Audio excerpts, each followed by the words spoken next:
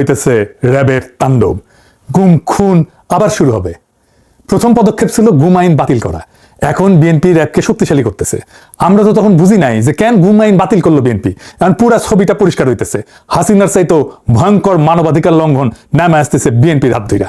ব্যানে ব্যানে করছি না, এই যে দেখেন র্যাব রে 163টা নতুন গাড়ি কিনে দিতেছে বিএনপি সরকার। জঙ্গল সলিমপুরে নতুন ট্রেনিং সেন্টার হইতেছে। আমেরিকার স্যাংশন খাওয়া এই খুনে বাহিনীকে বিএনপি আবার পাইলা পুষা বড় করতেছে। এমনি এমনি না, ওইগুলো করার জন্য কইতেছে নাম পাল্টাবে, নতুন আইন করবে, যেন মানবাধিকার মাইনা চলে এই খুনি বাহিনী। এই র্যাব বিএনপির ইলিয়াস আলীর গুম করেছিল।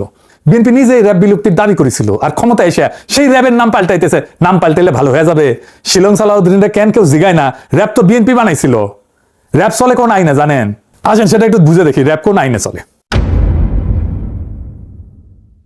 র্যাব চলে অস্ত্রধারী পুলিশ ব্যাটালিয়ন সংশোধন আইন 2003-এর অধীনে। এরা 9 জুলাই 2003 সালে পাশ হয়েছে খালেদা জিয়ার আমলে। আর এই আইনটা যেটা সংশোধন করে র্যাব বানানো হয়েছে সেটা 1979 সালের অস্ত্রধারী পুলিশ ব্যাটালিয়ন অধ্যাদেশ, জিয়াউর রহমান সরকারের আমলের সামরিক অধ্যাদেশ। মূল আইনটা 1979 সালের অধ্যাদেশ জিয়াউর রহমানের সামরিক সরকারের, আর 2003-এর সংশোধনীটা খালেদা জিয়ার সরকারের। অর্থাৎ র্যাবের আইনি কাঠামো যেটা পুরাপুরি বিএনপি পরিবারের নির্মাণ। র্যাব যে দুইটা আইনি কাঠামোর উপরে দাঁড়ায় আছে, দুইটাই বিএনপির তৈরি। আর এখন কইতেছে আইন পাল্টাবে। তো আগে যখন র্যাব বানানো হয়েছিল তখন আইনের কথা ভাবেন নাই কেন? বালশুন, র্যাব যে আইনে খুনি দানে হইয়া উঠছে সে আইন তো আপনারই বানানো, এটা দায়কার।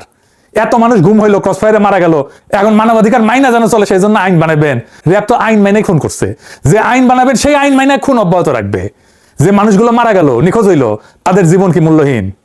র্যাব কিভাবে তৈরি হয়েছিল সেটা আপনারা জানেন? আপনাদের বলি, হয়তো অনেকেরই জানেন না, ইয়াংরা হয়তো অনেকেই জানে না। আসেন সেটা একটু বলি। 2002 সালে খালেদা জিয়া ক্ষমতা এসেছিল সন্ত্রাস নিয়ন্ত্রণ করার প্রতিশ্রুতি দিয়ে। উল্টা আইন শৃঙ্খলা পরিস্থিতি একেবারে যাচ্ছেতাই হয়ে গেছিল। ঢাকা শহরে কয়েকজন কমিশনার খুন হইল, প্রকাশ্য দিবালোকে। খালেদা জিয়া আর্মি নামাইলো, নাম দিল অপারেশন ক্লিন হার্ট। আর্মি ধরে নিয়ে যাইতো যারে তারে। আর্মি ক্যাম্পে নির্যাতনে যারা মারা যেত কইতো হার্ট অ্যাটাক করছে। অপারেশনে 40,000-এর বেশি নিরাপত্তা বাহিনী অংশগ্রহণ করেছিল। যৌথ বাহিনী 11,245 জনকে গ্রেপ্তার করছিল। শত শত মানুষ আহত হয়েছিল, 40 জনের বেশি হেফাজতে মারা গেছিল, 40 জন। এইসব বিচার বহির্ভূত হত্যাকাণ্ডকে খালেদা জিয়ার সরকার ইন্ডেমনিটি দিল। আইন শৃঙ্খলা পরিস্থিতি ড্রামাটিক উন্নতি হয়েছিল, এটা সত্য। তো বাঙ্গুরা তখন বুদ্ধি বের করলো, এইভাবে তাইলে সন্ত্রাস নিয়ন্ত্রণে রাখা যায়, আর্মি থাকতে হবে মাঠে। তৈরি হইল র্যাব। কালো পোশাক কেন হইল জানেন? র্যাবের সর্দির বডিগার্ডরা যে জয় বাংলা করেছিল বেঙ্গল ল্যান্সার, তাদের ইউনিফর্ম। এই যে দেখেন বেঙ্গল ল্যান্সারের ইউনিফর্ম ট্যাঙ্কের উপরে, দেখেছেন কালো, ওটাই। এই র্যাব গঠন করাটা তো আইনত একটা ভুল ধারণা, মারাত্মক ভুল ধারণা। বাঙ্গুরা এমনই গর্ধব যে এটা যে খুনি বাহিনী হয়ে উঠবে সেটা বুঝতে পারেন। এটা প্রথমেই বোঝা যায় কেন এটা ভুল ধারণা। আসেন বুঝাই বলি।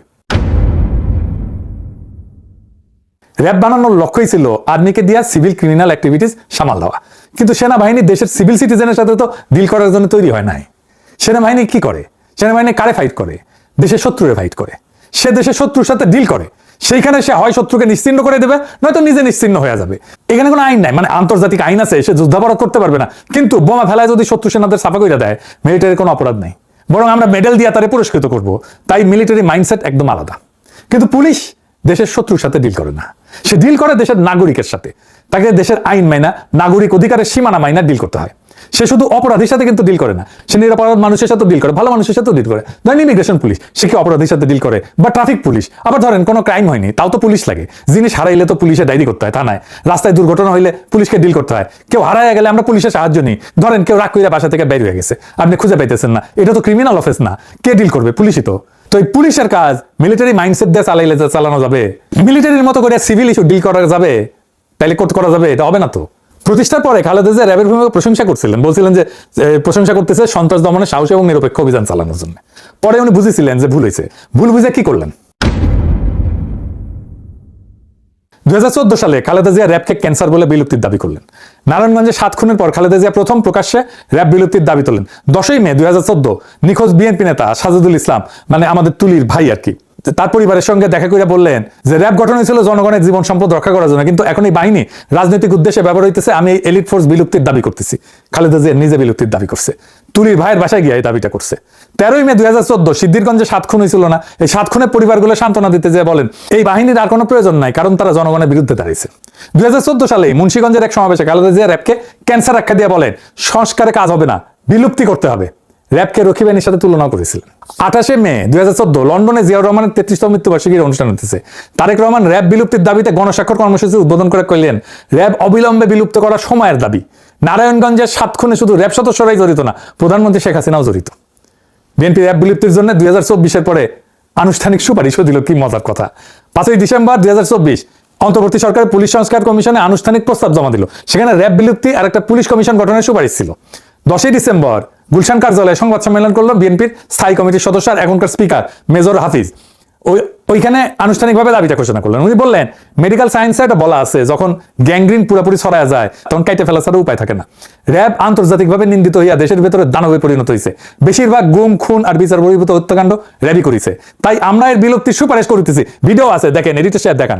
যত ধরনের খুন যখন এবং যত এক্সট্রা জুডিশিয়াল কিলিং সবকিছু অধিকাংশই এই র্যাবের মাধ্যমে হয়েছে।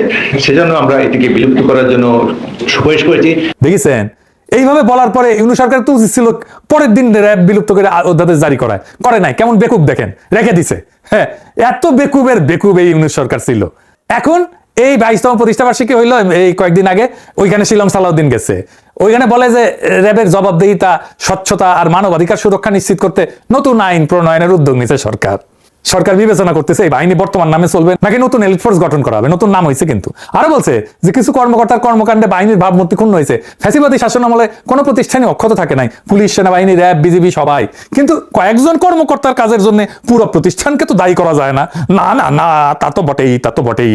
এই যুক্তি তো আওয়ামী লীগও দেয়। যারা গ্যাংগ্রিন বলবে এরা নিজেরা, তার 2 দিন পরে বলবে কয়েকজন কর্মকর্তার কাজের জন্য পুরো প্রতিষ্ঠানকে দায়ী করা যায় না। খালেদা জিয়া বলবেন সংস্কার করে লাভ নাই, বিলুপ্ত করতে হবে। আর এরা বলবে নাম বদলাবে, আইন ঠিক থাকবে, বাহিনী থাকবে। যেই তারেক রহমান লন্ডনের নির্বাচনে থেকে র্যাব বিলুপ্তির জন্য গণস্বাক্ষর কর্মসূচি শুরু করছিলেন, সে বাংলার লুথার কিং যখন হইল তখন র্যাবের গাড়ি কিনে দেয় 163টা, নতুন ট্রেনিং সেন্টারের ব্যবস্থা করে। নাম হবে SIF, স্পেশাল ইন্টারভেনশন ফোর্স। ওরে বাবা, ইংরেজি যেহেতু কইছে ঠিকই কইছে না। আপনারা নিজেরা যা দাবি করেছিলেন অন্য সরকারের কাছে, এখন নিজেরাই করেন সেটা। নিজের দাবি নিজেই মানেন, আমাদের দাবি মানা লাগবে না। আপনারা নিজেরা যে দাবি তুলেছিলেন সেই দাবিটাই পূরণ করেন না কেন? নতুন বোতলে আগের মদ খাইতে চাই না তো আমরা। এটার নাম কিন্তু রাজনীতি না, এটার নাম বিশ্বাসঘাতকতা। সরাসরি নিরবিচ্ছিন্ন লজ্জাহীন বিশ্বাসঘাতকতা। এই জন্য আজকের তরুণ সমাজ পলিটিশিয়ানদের পছন্দ করে না। এদের কোনো কথার দাম নাই, 1 ফুটা পয়সার দাম নাই। তারেক রহমান নিজের প্রতি কমিটমেন্ট তো রাখেনি, নিজের মায়ের একটা অঙ্গীকারও রাখে না। তারেক রহমান খালেদা জিয়ার জানাজায় গিয়ে সবাই বলছে, আমার যদি কোনো পাওনা থাকে সেটা আমি শোধ করব। তাহলে শোধ করেন। খালেদা জিয়া যা বলছেন, জাতির কাছে যা প্রতিশ্রুতি দিয়েছেন সব রাখেন, পরিশোধ করেন। মায়ের প্রতিশ্রুতি পরিশোধ করেন। রাজনীতিবিদ হিসেবে তো ব্যর্থ হয়েছেন, সন্তান হিসেবে ব্যর্থ হইয়েন না। যে বাহিনী আপনাদের বাইরেই ঘুম করছিল, সেই বাহিনীকে আপনারা পাইলে পুষা বড় করতেছেন। এর দাম দিতে হবে। আজ না হোক কাল, কাল না হোক পরশু, দাম দিতেই হবে। ইতিহাস কাউকে মাফ করে না, বিশ্বাসঘাতকতাকে কোনোদিনই করে না। আপনারা যা বলছিলেন সেটা করেন। আর যদি সেটা না করেন তাহলে বাংলাদেশের মানুষ আপনাদেরকে ইতিহাসের সেই আস্থা করে ছুড়ে পারবে, যেই আস্থা করে হাসিনা